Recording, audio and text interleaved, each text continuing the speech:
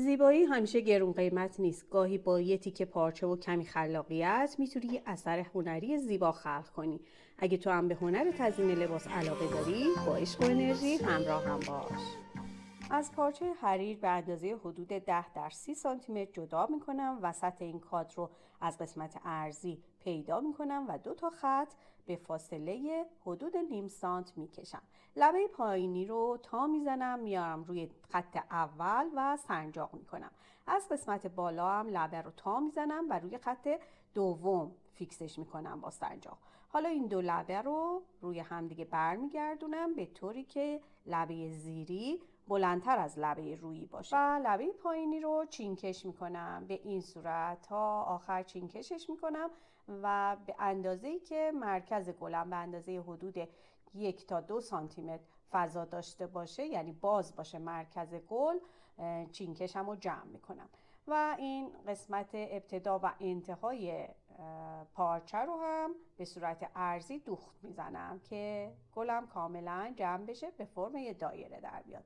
حالا این گل رو روی ژپون فیکسش میکنم، یعنی دور تا دور این مرکز گلی که گفتیم حدود 1 تا 2 سانتی متر جا داشته باشه رو روی ژپون ثابت میکنم و حالا مرکزش رو با کریستال سایز 4 و 6 پر میکنم. من از رنگ مشکی و آلبالویی استفاده کردم و کریستالام به همون رنگ هستن. بعد از اینکه مرکز گل با کریستال پر شد، مابینشون رو با پل‌های سرمه‌ای به این صورت پر میکنم برای تزیین بیشتر. اندازه سرمه ها میتونه از نیم سانت تا 1 سانت باشه و به این صورت مرکز گلم کامل میشه.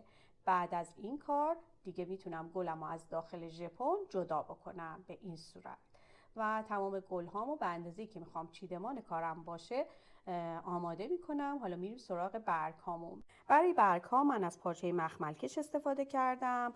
مخملم رو روی میز کارم قرار میدم، زامفیکس روش میذارم و به شیوه گل های مخملی که همتون دیگه واردین به این صورت سیمم رو به اندازه برگم حالت میدم، با چسب ثابتش میکنم و یه لایه دیگه زامفیکس روی اون قرار میدم و بعد مخمل کشم رو روی اون قرار میدم و اتو میذارم. اتو رو میذارم روش برمیدارم تا کاملا فیکس بشه و بعد برگم رو روش میکشم و بعد دورش رو جدا میکنم و فندک میگیرم. حالا نوبت تزیینات جواهر دوزیش میرسه. برای جواهر دوزیش هم از هر دوختی که دوست داشته باشید میتونید استفاده کنید.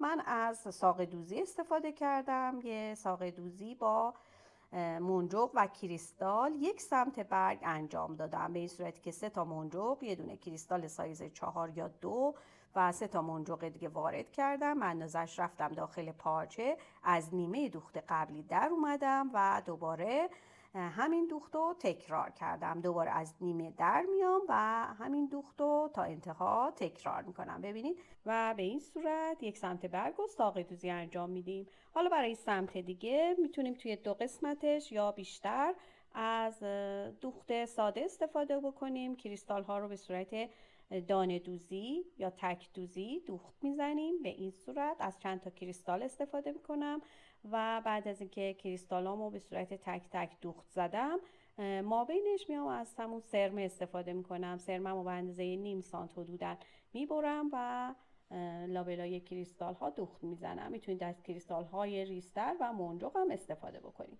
و به این صورت تعداد برگ هامون هم آماده میکنیم. حالا نوبت طراحیش میرسه.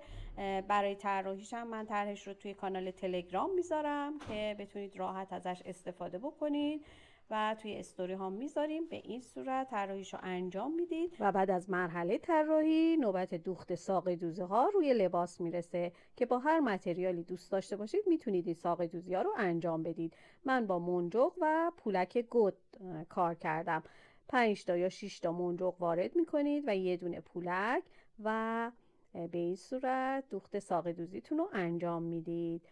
ساق دوزی باز توی برگ ها توضیح داده شد. به همون صورت ساق دوزیش رو انجام میدیم تمام ساقه ها رو و بعد از اون دیگه میتونیم گل ها رو نصبشون کنیم و من از یه چند تا تیکه دانتل لابلای کارم استفاده کردم که میتونید سلیقه‌ای این کارم انجام بدید و دیزاینتون رو کامل کنید. اگه از این آموزش خوشتون اومد حتما سابسکرایب کنید و مرسی که لایک میکنید و ما رو به دوستان علاقه‌مندتون معرفی میکنید.